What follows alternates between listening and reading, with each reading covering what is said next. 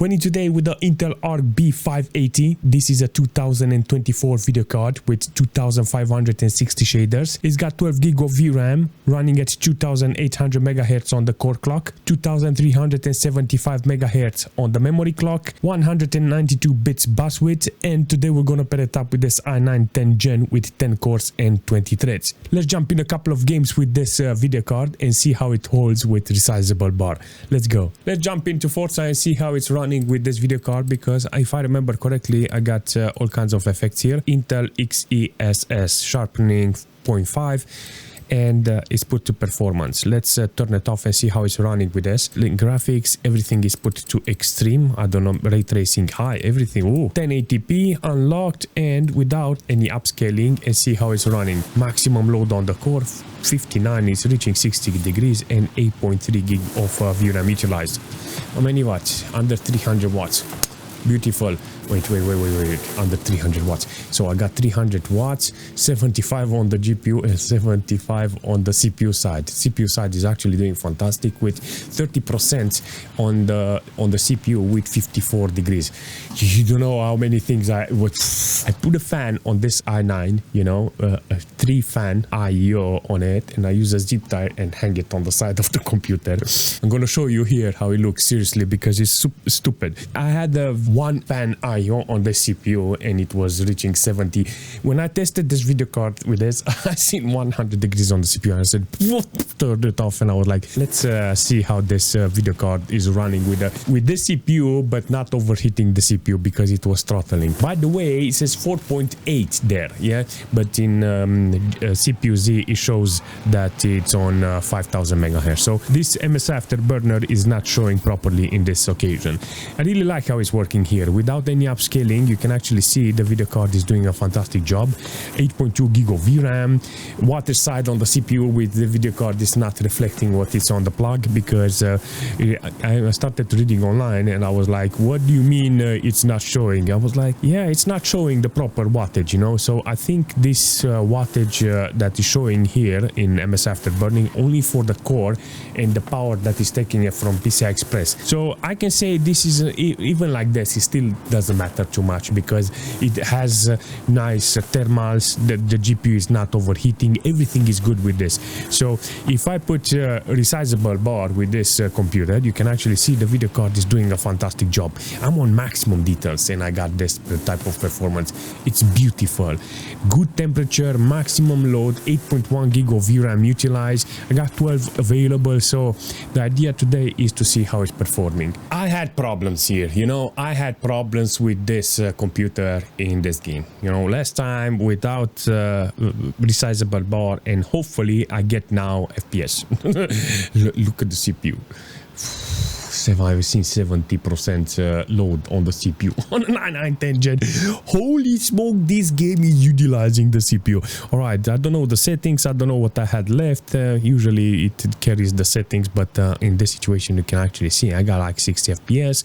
I got nearly 90% load on the GPU's core and 5.6 gig of VRAM utilized, 70 FPS. All right, let's reset everything and go back to basic. Okay, so what I'm going to do, I got 100% render scale, low settings, FSR. We're gonna disable everything, you know, and we're gonna see with low details how it looks. 50% load on the GPU, 60% load on the CPU. So I'm getting some threads. It doesn't like the CPU. I don't know. I don't understand what's wrong with this, but yeah. Maybe the GPU that's only 50% loaded. Why I got 38 FPS? At least load the CPU to 100% so I understand that is the problem, you know. I seen this, I tried this, you know, with the one IO fan, you know, and it hit 100 degrees on the CPU, and now seeing 59, 60 degrees. Bellissimo. Intel upscaling, and I'm gonna put performance. Got the Intel video card and Intel settings. Yeah, I got 36 FPS. Oh my god, the glitching is not okay. Whoa, look at that. What the is that? Seriously.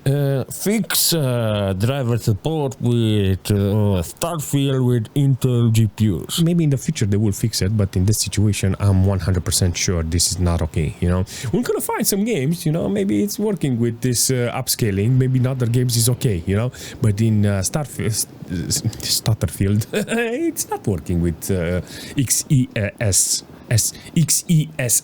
This is an insane performance from this video card in this game. Seriously, I'm not going to lie, this is an insane performance. This is on ultra with 1080p. I got ultra details. Let's put everything on. Seriously, ray tracing here apparently it's available. No upscaling, nothing. This is maximum with ray tracing.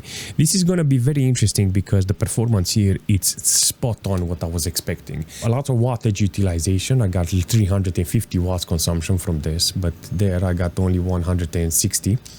Somewhere is that wattage going. So I got good temperature on the video card, 66 degrees. You know, you can actually see the fans are doing a fantastic job with 1200 RPM here in order to keep this video card cool. You can see the VRAM is getting loaded here the more you look around and start moving and stuff like that, you know. 10.4 gig of VRAM. On the system side, I got like nearly 20 gig of system RAM utilized with 20% load on the CPU. 60 watts on the CPU, so I will take this as a big win. Just in case you're interested on low details to use this video card in this game, you can actually see that it's doing a fantastic job. Look at this. 60 FPS, 4.1 gig of VRAM utilized, 60% load on the video card. Temperature wise is dropping below 60. All in all, I can say this is not bad. Looks okay even on low details, you know, if you're interested. Look at that, 100 FPS, 17.9 gig of system RAM utilized. Okay, the CPU is getting loaded because it's not utilizing the video card now. Sometimes it's more important to balance the load on the CPU and the GPU at the same time, you know. In this case, you can see 71% load on the GPU. Freaking love this performance. I think from here you can pick some custom settings and you will get the right performance. I remember when I was testing the video card, I was like, oh, No Man's Sky is using Vulkan. And look at how it is performing. I put everything on ultra 1080p, and in this situation you can actually see the performance is not that bad. You know, it shows me that the video card can do the job. Hundreds of FPS, sometimes it's stuttering. There's a lot of things to load, and in this case the game is it's not on an SSD, it's on a physical hard drive, and it's stuttering from the hard drive, I think. And all I can say is that if it's loaded and it doesn't have any problems with the hard drive, is doing a fantastic job. So hundreds of FPS, it's good, and in this case you can see that it's holding pretty well. I'm guessing because of that resizable bar, you know, option that this mainboard is got with this. So I think if I have that option, you can actually see in games like this is doing a fantastic job. So there is no problem. In Starfield you can see that the only thing you needed on with this system and this video card is an SSD in order to not get stutter when you're transitioning from planet or in space and in other stages of the map, you know. That's the only thing that is creating stutter. Aside from that, everything is working here. Maximum 1080p. It's doing a freaking nice job. How about Cyberpunk? Seriously, with this video card on 1080p with ultra details, no upscaling. Look at the wattage consumption from this video card and this CPU. 113 watts consumption from the CPU and 102 watts consumption from the video card, plus the 12 volts in the back. I got 420 watts consumption. 400. Where's the 200 watts coming from? Maybe we could split it. 100 watts from the GPU and 100 watts from the computer itself, you know. Peripherals, I got PCI Express, hard drive, you know, all kinds of stuff inside. But Cyberpunk is one of those games that works really nice natively with this video card, and I like it. I like the 96% load on the video card, only 5.6 gig of VRAM utilized. Doing a fantastic job in this case. You can actually see it's very snappy. I got nice MS, you know, 10, 13 MS, 14 MS, over 60 FPS natively. It's actually fantastic. I don't think there is any need for upscaling because it's doing a fantastic job. This is ultra, you know, no ray tracing and stuff like that, but I think this is the way, you know. I think this game runs really nice on this video card. This is a good example how the game needs to work. 100 FPS. I jump into this game with very high settings with Intel upscaling. I don't have any frame generation, and in this situation you can see the video card on maximum load. It's got some stutter here and there. Some spike apparently. It's 7.5 gig of VRAM utilized, 34 FPS, MSCs everywhere. Seriously, I don't really understand how this is working here, but apparently I have no chance on actually playing the game with high details. High details, I mean very high details, you know, 310 watts consumption from the whole computer, 30% load maximum on the CPU with 18.4 gig of system RAM. I mean, not funny, seriously. Whoa. Some spikes every single time I'm moving super fast, but it doesn't matter. In this case you can see that yeah, you have to lower the quality in this case to actually get playable FPS. I love the quality much better with low details. I don't know, it feels like it doesn't have enough of around. Seriously, I think if you make a custom settings it will be much better.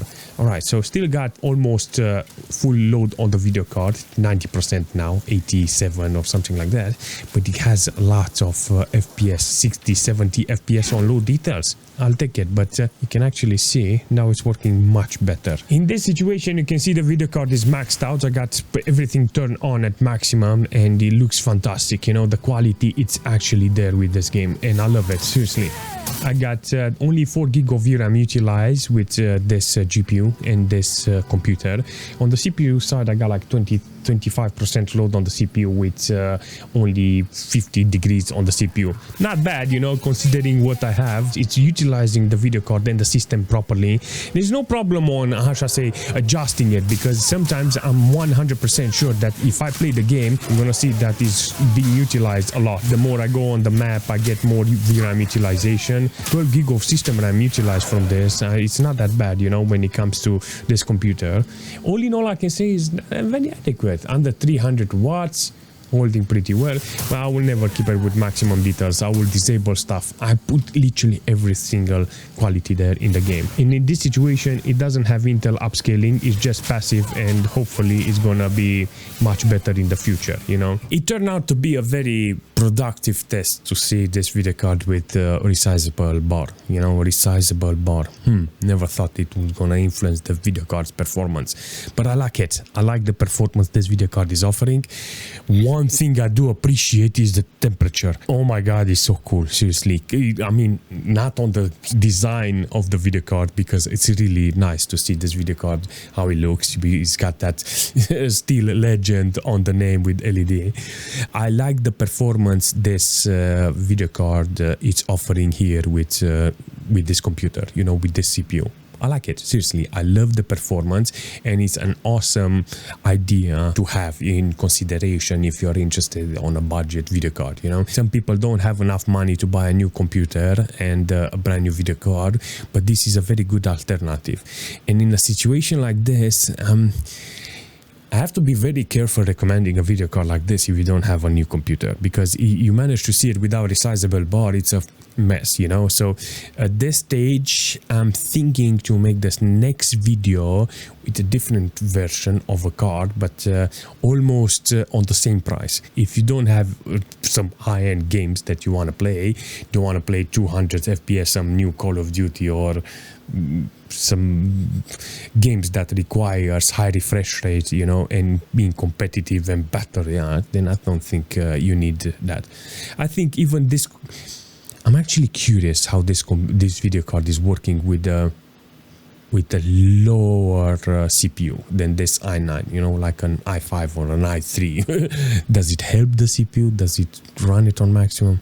I'm just curious, seriously. I'm throwing words out there and thinking out loud. I like the performance that I had today with this video card, with the system, and definitely I'm gonna keep this video card here in this machine, because I wanna install some older games and see how it's behaving, you know, with older games with resizable bar, because that's the most important thing. If you have any suggestion for this video card or for the system, leave a comment and I will see you very soon.